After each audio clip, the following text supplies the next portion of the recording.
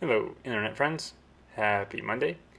In this video we continue the inventory of the fuselage crate. I think this is going to go on for like 3 or 4 videos. It's it's a lot of stuff to inventory.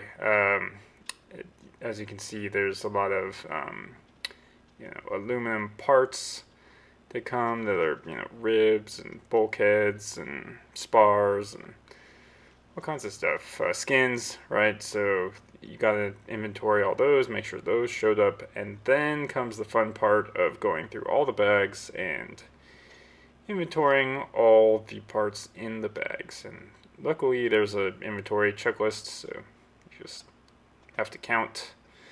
And this is the part where you have to be good at math. Not really good at math. You have to be good at counting. Math is like more than counting. But yeah, you have to be able to make sure that one comes before. See, I can't count. That's my problem. These videos are almost caught up to real time.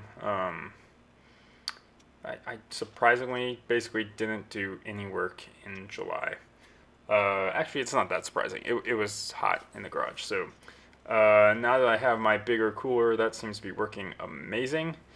It's not super cold like an air conditioner, but it's definitely cold enough comfortable enough to go work in the garage. So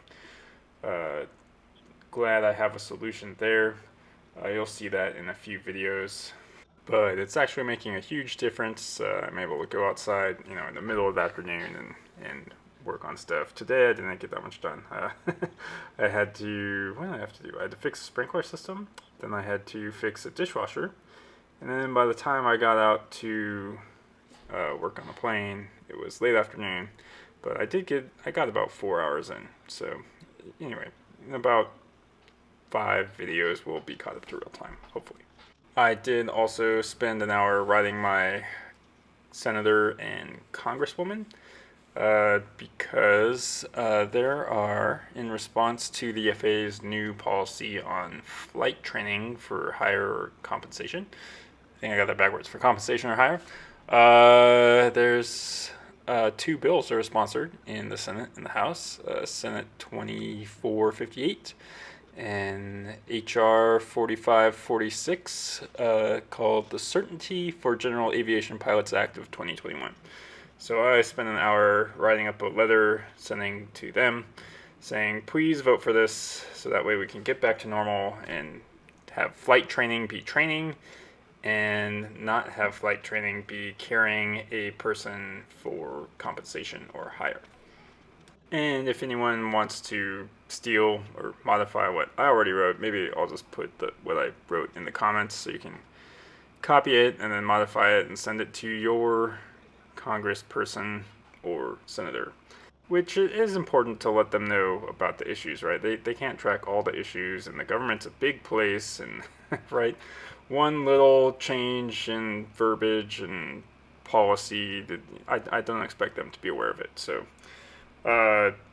definitely see value in spending the time to write them, and hopefully that gets passed, and then we can be done with this nightmare. Lots of nightmares seem to be going around lately.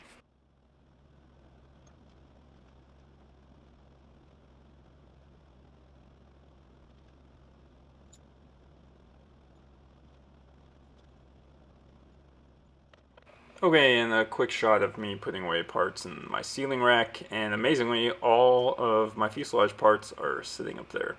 So I think in 2 videos you'll see all the parts sitting up there, but yeah, amazingly it doesn't take that much space to put away all of the parts for your fuselage. Alright, I did want to talk about some comments I got on my last video where I talked about vaccines and people were rolling their eyes, and I'm just going to say a couple things. One, we live in America. In America, we have this thing called the First Amendment, which means I will tolerate what you say, and then you tolerate what I say. And we listen to each other, and that's okay. That's important to converse with each other and understand people's points of view. Like, we've lost that as a culture, right? Now we just hate everybody, and that's not the point. The point is to tolerate and have empathy with each other, right? So let's go back to that, right? There's a lot of, empathy should be a common goal or a common value. And two, the way we learn as humans is we think nothing bad is ever going to happen to us until it does. So sometimes we can learn through stories. So I'm just going to tell a sad story, which is, how we learn. So a few weeks ago, I got I got a message from a family member. And they said, hey, I need to sell a plane. And I said, well, that's interesting because I don't think you have a plane and you're not even a pilot. So what happened? Like, oh, well, my dad bought a plane and he passed away. And I was like, oh, that's sad. How long ago did he buy it? 6 weeks ago. What happened? Oh, he got COVID and died. So, I mean, that's super sad, right? He bought a 210 expecting he was going to take his grandkids and family traveling, and nope, dead.